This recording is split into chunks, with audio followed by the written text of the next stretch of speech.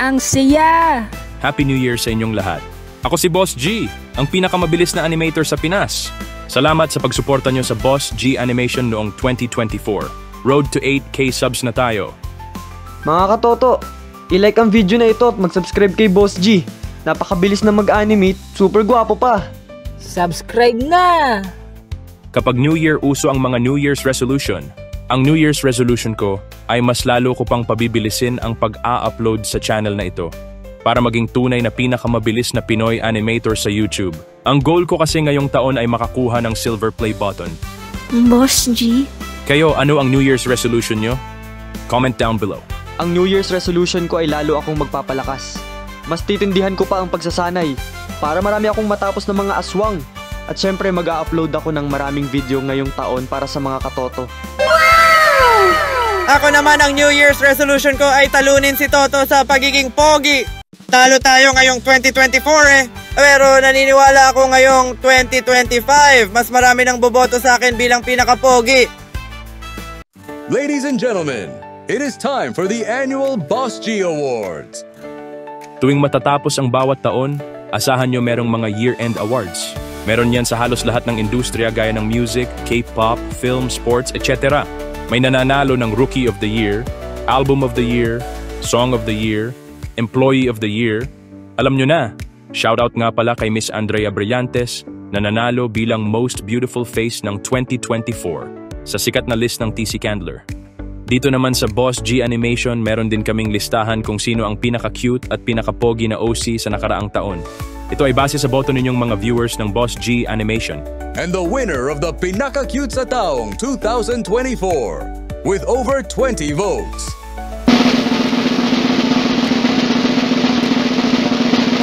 J-Ban of Banjay J-Banimation.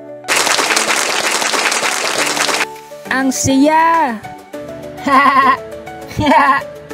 Congratulations, J-Ban, the Pinaka-Cute ng 2024. And now for our main event. With over 1,000 votes, the year 2024's Pinaka-Pogi. Toto ng Kababalaghan.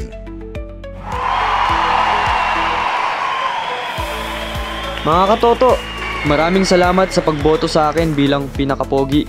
Sana sa panibagong taon na ito, iboto nyo pa rin ako. Pangako gagamitin ko ang aking kapugian sa kabutihan.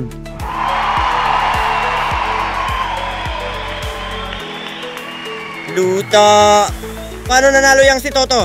Eh, kitang-kita naman sa mukha namin kung sino ang pinaka-pogi. Tsaka paano ako natalo nila Ken at Mark? Eh, mga sidekick ko lang yan eh. Hello mga fans! Andito na ngayon champion. Bome! Tulong! Buti na lang natalo ko yang si SPO2 Lubaba. Kung hindi magwawala talaga ako dito. Mukha ba ng tao yan? Wow naman! Eh bakit ikaw? Gwapo ka ba? Ha? Eh mas gwapo pa nga ako sa'yo eh oh. Ha? Wow naman! Wow! Bugbugin kita dyan eh. Ha? Gunggong! 2025 na, Tipaklong. Tigilan mo na ang pagiging sore loser. 2025 na, Toto! Titigil mo na ang pagiging mang-aagaw. Inaagawan mo na nga ako kay Eugene. Inaagawan mo pa ako kay Selly. Magtira ka naman ng chicks para sa amin. Kasalanan ko bang ako year 2024's pinaka-pogi? Ganun talaga pag pogi, habulin ng chicks. Yan ang mga bagay sa buhay na ito na di mo mararanasan.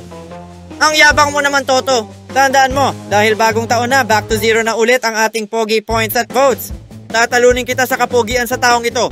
Gusto mo simulan na natin ngayon eh. Miss Narrator, pakitanong mga viewers sino sa aming dalawa ni Toto ang mas pogi. Mga viewers, sino ang mas pogi? Si Tipaklong? O ang reigning, defending, undisputed pinaka-pogi ng nakaraang taon na si Toto? Comment down below kung sino ang pinaka-pogi. Mabuti pa para makakuha kayo ng maraming pogi points ay daanin na lang natin ito sa isang competition. Total New Year naman ngayon. Mamayang gabi ay magdala kayo ng paputok. Ang may pinakamalakas at magandang paputok ay tiyak makakakuha ng maraming votes at pogi points mula sa ating mga viewers. Sasali rin ako, hehe. Pangarap ko ngayong taon ay makapasok ako sa top 5 na pinakagwapo. Ipapakita ko sa inyo na may asim pa si Lolo Busting. Maasim naman talaga ikaw, Lolo Busting. Ligo-ligo rin pag may time. sasali rin ako.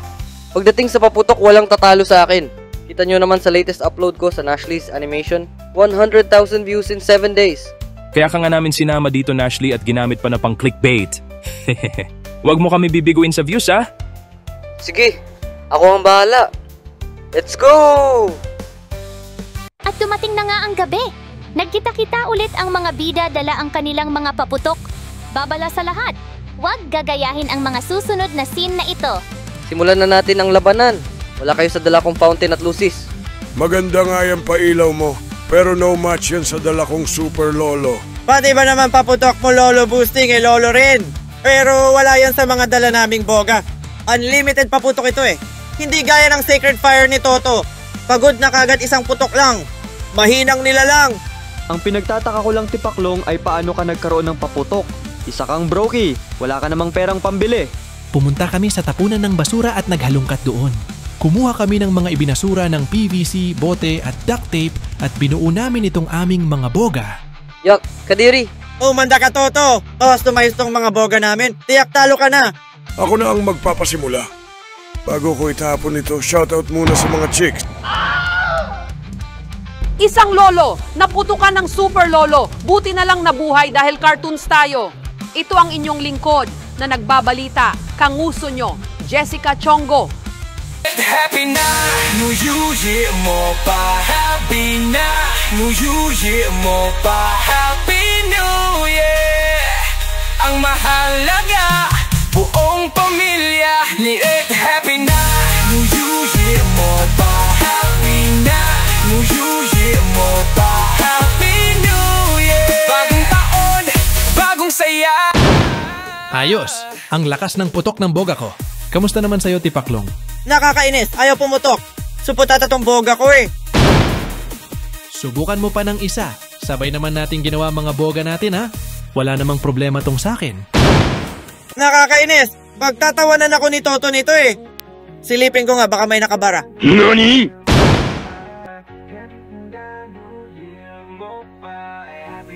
Tipaklong, buhay ka pa ba?